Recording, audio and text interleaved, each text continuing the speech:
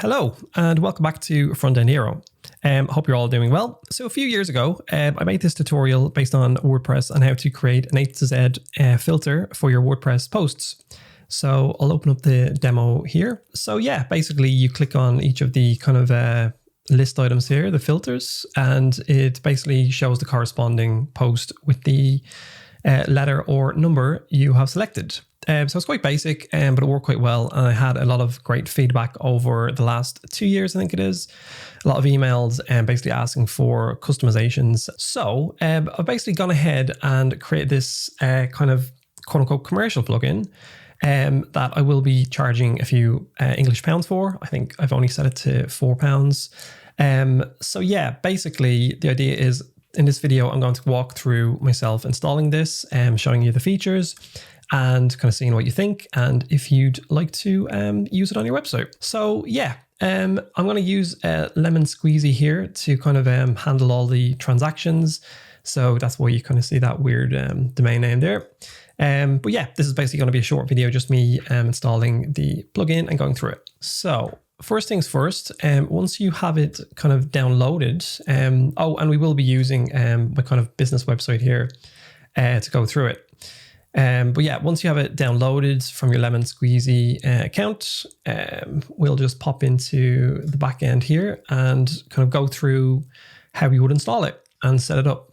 So let's go into plugins.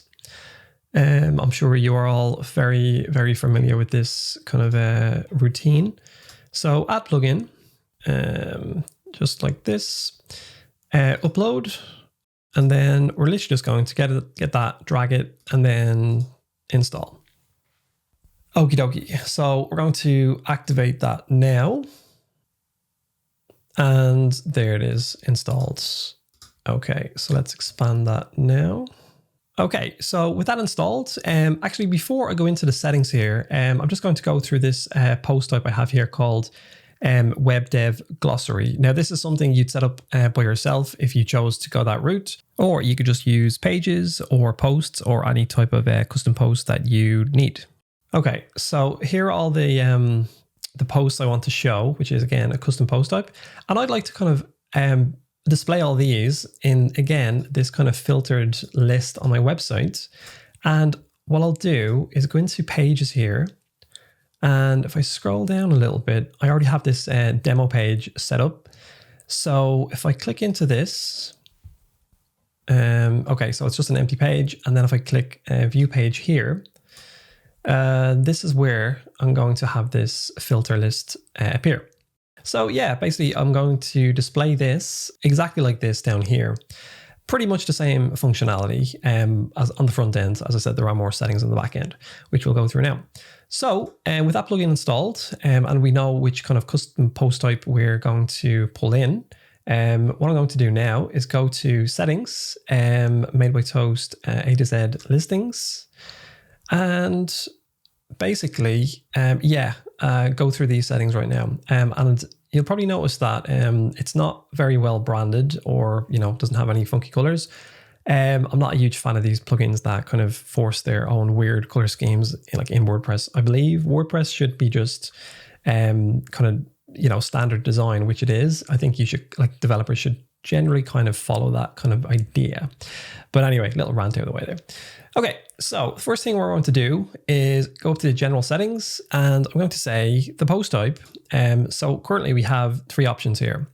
So we've got posts, pages, and web dev glossary. So it's going to automatically find whatever post types you've currently got saved in your WordPress installation and pull these into the drop down here. So we could do posts, we could do pages, but as I said, we're going to concentrate on this web dev glossary custom post type.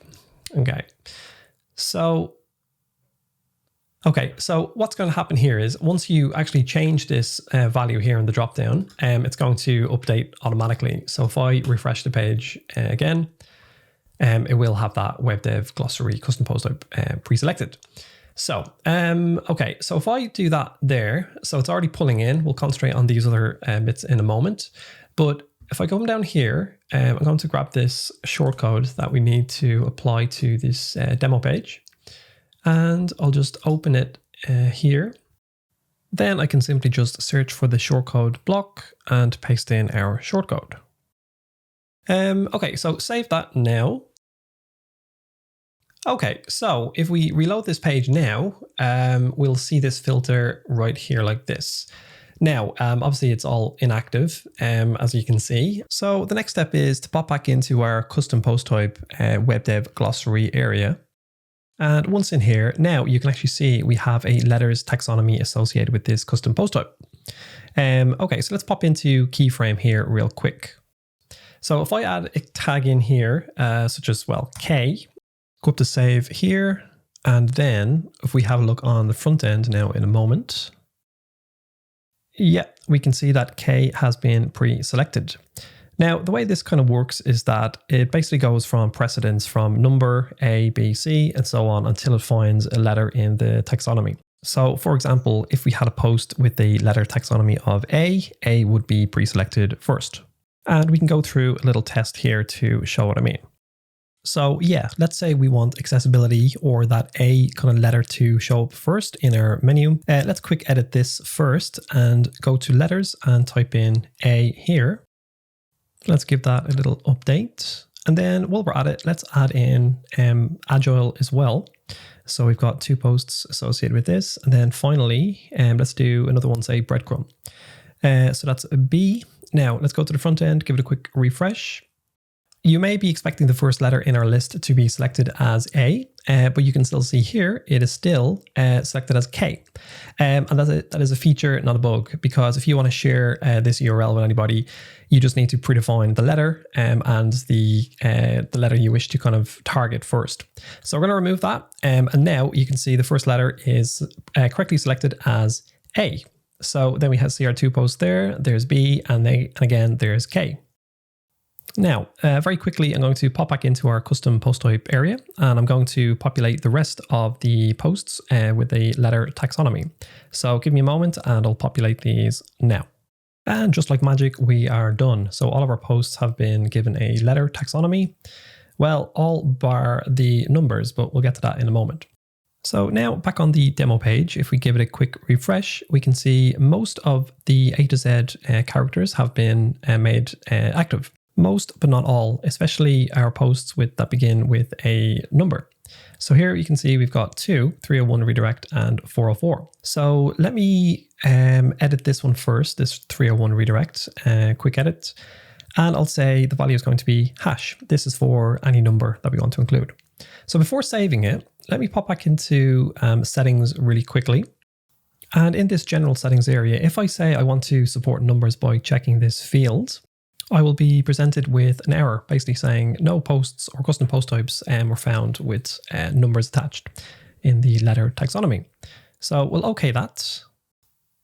Go back to our custom post type area where we've got this hash value, give that an update. So if we go back again to the settings, try again to support numbers, it will do a check and we'll get no error. So now if we try and change the default letter, this hash symbol now will appear in the drop-down list.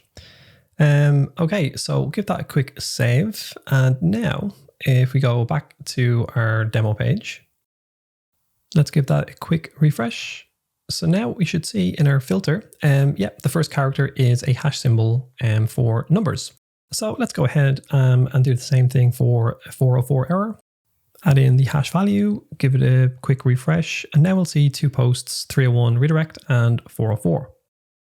Okay, so very quickly before we move on, I just want to show you the last kind of feature here, which is the default letter. And I'm sure you guys know what this will do, but just to show you, let's select a new default letter. Let's say it's going to be W.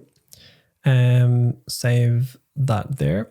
Go back to our demo, refresh.